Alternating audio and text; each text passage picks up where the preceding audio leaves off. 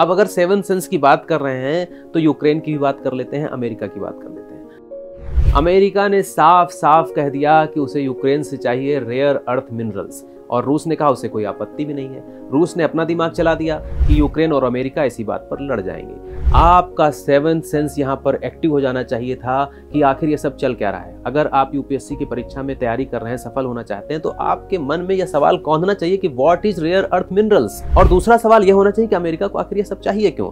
Rare earth minerals वो minerals होते हैं जो कि defence industry, electronic industry, space, aviation, energy, हर सेक्टर में जरूरी होते हैं। चीन की मोनोपोली है रेयर अर्थ मिनरल्स में, रेयर अर्थ एलिमेंट्स में।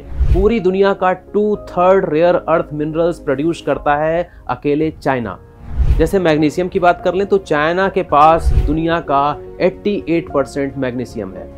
अगर कोयले की बात करें तो ऑलमोस्ट 80% कोल जो है चाइना अकेले प्रोड्यूस करता है पूरी दुनिया में। टंगस्टन की बात करें या नेचुरल ग्रेफाइट की, वहां पर भी उसका एकाधिकार है। इस एकाधिकार को तोड़ने के लिए अमेरिका को यूक्रेन के रेयर अर्थ मिनरल्स चाहिए ही होंगे, और ट्रंप ने कहा भी कि उसे कम से कम $500 बिलियन के रेयर अर्थ मिनरल्स यूक्रेन से चाहिए ही चाहिए।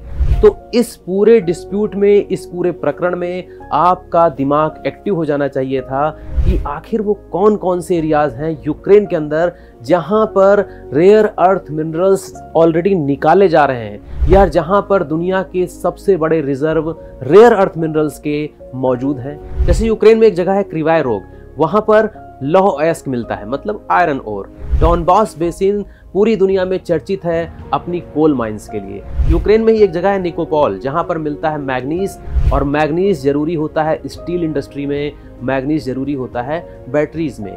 जापोरिजिया, यहाँ पर मिलता है टाइटेनियम एंड जिरकोनियम, और यह जो दोनों ही जरूरी हो जाते हैं एरोस्पेस के लिए, डिफेंस इंडस्ट्री के लिए, इंडस्ट्रियल एप्लीकेशंस के लिए। तो और ऐसी जगह है जिनकी जानकारी आपको होना चाहिए, जैसे डैनी प्रोपेट्रोव्स्क और क्रिवोहार्ड। ये दोनों जगह यूरेनियम के लिए इंपॉर्टेंट हैं, और यूक्रेन अपनी परमाणु ऊर्जा जरूरतों को पूरा करने के लिए यहीं से यूरेनियम निकालता है। कार्पेथियन नेचुरल गैस रिजर्व और पेट्रोलियम फील्ड बहुत ही ज़्यादा इंपॉर्टेंट हो जाते हैं अमेरिका के लिए, क्योंकि रूस की जो मोनोपोली है, जो एकाधिकार है नेचुरल गैस पर, उस पर यूरोप की निर्भरता कम करने के लिए, बाकी दुनिया की निर्भरता कम करने के लिए यह एरिया बहुत ही जरूरी हो जाता है। तो अगर आप यूपीएससी की परीक्षा क्लियर करना चाहते हैं, चाहे वो प्री हो, मेंस हो, इंटरव्यू हो, या कोई और बड़ी परीक्षा क्लियर करना चाहते हैं, तो आपको ये सब बातें जाननी चाहिए। और यह भी जानना चाहिए कि वहां पर एक और जगह है स्लावियांस्क सॉल्ट माइन, जहां से पूरा यूरोप नमक मंगाता है, और नमक का उपयोग सिर्फ घर में ही नहीं होता बल्कि इंडस्ट्रियल एरिया में भी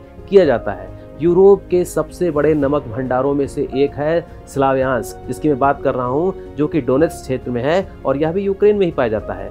तो जब इतनी चीजें यूक्रेन में मिल रही है, तो पूरा यूरोप और अमेरिका आखिर क्यों नहीं इंटरेस्ट लेगा यूक्रेन में? यह बात आपको समझना चाहिए, सोचना चाहिए, बिना किसी के बताए।